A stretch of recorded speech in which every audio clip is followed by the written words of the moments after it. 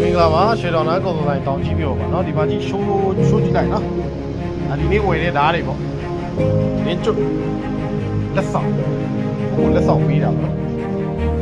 ဩဒီမှာနော်ဓာတ်သွားတော့မထုတ်ပြတော့ဘာလို့လဲဆို TikTok ban လို့လုံးဝမိုက်တယ်ဗျာ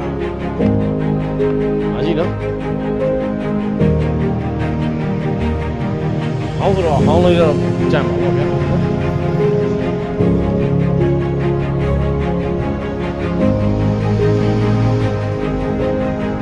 ရှေ့ပဲရှိုးကြည့်လိုက်